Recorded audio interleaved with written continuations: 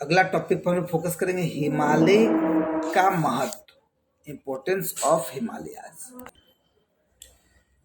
तो गहन यहाँ पर हिमालय का महत्व पर अगर फोकस किया जाए तो देखिए, क्वेश्चन तो पीटी और मेंस डिस्क्रिप्टिव और ऑब्जेक्टिव दोनों क्वेश्चन पर फोकस करते हुए हम लोग आगे की ओर बढ़ रहे हैं। ठीक है, जैसे महाकवि कालिदास ने हिमालय को पर्वतों का राजा और देवताओं का निवास स्थान बताया। तो देखिए, इसको याद रखिए, किसने बताया हिमालय को पर्वतों का राजा और देवताओं का निवास स्थान? किसने बताया? तो कालिदास ने।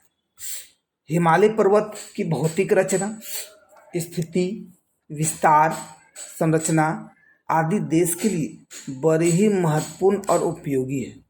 बड़े ही महत्वपूर्ण और उपयोगी है। क्यों क्यों उपयोगी है? रीड कीजिए इसको। नहीं, हिमालय पर्वत भौतिक रचना, स्थिति, विस्तार, संरचना, तो क्यों महत्व, तभी तो पता चलेगा, क्योंकि वो उपयोगी है। तो इसको थोड़ा सा रीड। तो आइए देखते हैं कि आखिर महत्वपूर्ण क्यों है। क्योंकि ये देश के उत्तर व पूर्व में प्राकृतिक सीमा बनाते हैं। ध्यान दीजिए, तो देख लीजिए, आप देखोगे इस पिक्चर पे, हाँ देखिए, उत्तरी पूर्वी सीमा है ना, पूरी सीमा बनाने का काम कर रही है। उत्तर और पूर्व में प्राकृतिक सीमा। उत्तर में प्रहरी के रूप में इनकी अवस्थिति के कारण देश को पारंपरिक रूप से बाहरी आक्रमणों से सुरक्षित माना जाता रहा है। वैसे आधुनिक तकनीकी उपलब्धियों के कारण अब ये उतने अभेद नहीं रहे हैं। अतः अब हमें अपनी उत्तरी और पूर्वी सीमाओं की सुरक्षा के प्रति भी पहले की अपेक्षा अधिक सजग रहना पड़ता है।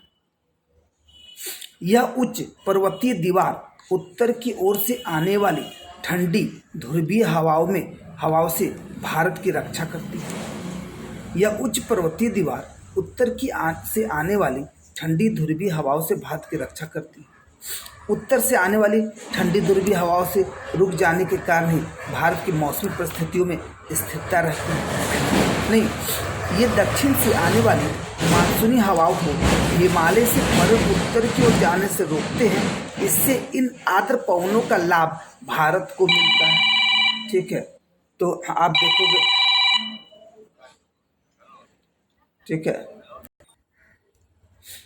है ना, तो आप देख सकते हो कि यह पर्वतीय दीवार उत्तर की ओर से आने वाली ठंडी ध्रुवीय हवाओं से भारत की रक्षा करती है। तो इसे देखिए, बाहरी आक्रमण ही तो नहीं, आप देखोगे वातावरण अगर सही नहीं है, हवाओं से भी तो हम लोगों को नुकसान होती है। ठंडी ठंडी हवा तो उसको रोक रही है, पूरी एकदम प्राकृतिक सीमा बनाई हुई है ना। सोचिए, बाउंड्री खड़ा करने की जरूरत नहीं है। उत्तर से आने वाली ठंडी ध्रुवीय हवाओं से के रुक जाने के कारण ही भारत की मौसमी परिस्थितियों में स्थिरता रहती है। देखिए, दक्षिण से आने वाली मानसून हवा को हिमालय से परे उत्तर की ओर जाने से रोकता है। इससे इन आर्द्र पवनों का लाभ भारत को मिलता है। हिम का पिघला हुआ जल प्राप्त होते रहने के कारण यहाँ से नित्यवाही नदियां निकलती है, जिनसे गंगा सिंधु के विस्तृत मैदानों में सिंचाई की जाती है। इनमें पाए जाने वाले जलप्रपात जल विद्युत के महत्वपूर्ण स्रोत हैं।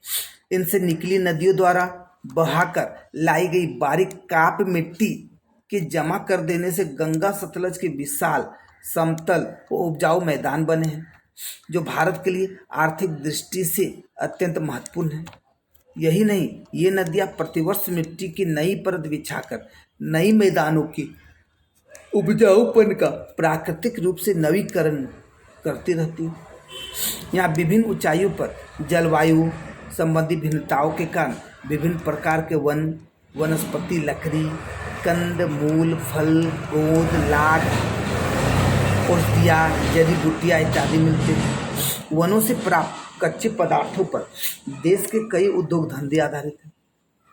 अच्छा, विशाल अन्न संपदा के कारण यहाँ विभिन्न प्रकार के वन जीव जैसे शेर, चीते, हाथी, सांभर, हिरन, भालू, तेंदुए, बंदर आदि मिलते हैं। पहाड़ी ढालों पर केसर, चाय, आलू, फल आदि की कृषि होती है तथा पशुचारण भी होता है। हिमालय की विशिष्ट संरचना के कारण यहाँ विभिन्न प्रकार के खनिज भंडार उपलब्ध हैं। हिमालय की विशिष्ट संरचना के कारण यहाँ विभिन्न प्रकार के खनिज भंडार उपलब्ध हैं, जहाँ यहाँ तेलीय सेल के कारण खनिज तेल पाए जाने की संभावना भी है। नहीं, अच्छा, अनेक अनेक प्राकृतिक झील, स्वास्थ्यवर्धक एवं मनोरम स्थानों के कारण इसका पर्यटक महत्व है। शिमला, मसूरी, नैनीताल, भीमताल, गरुड़ताल, रानीखेत, अल्मोड़ा, कसौली, चंबा, कुल्लू, मुक्तेश्वर, अमरनाथ, भवानी, कालिम्पोंग, शेषनाग, पहलगांव, गुलमर्ग, सोनमर्ग आदि स्थानों पर बड़ी संख्या में स्वदेशी व विदेशी पर्यटक जाते हैं। उपयुक्त भौतिक महत्ता के अतिरिक्त हिमालय का पौराणिक दृष्टि से आध्यात्मिक महत्व भी है। देखिए कितने, आखिर हिमालय का महत्व है, उपयोग है तो क्यों, तो देख लीजिए कितने सारे इसकी महत्ता देखने को मिल रही है। यहाँ देवताओं का वास माना गया है।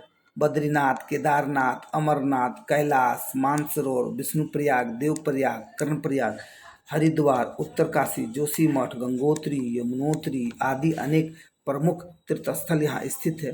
स्वयं भूनाथ, तवांग, हेमिस, ध्यांगबोचे आदि प्रसिद्ध बौद्ध मठ भी है। तो देखिए भूनाथ, तवांग, हेमिस, ध्यांगबोचे ये सब क्या बौद्ध मठ है।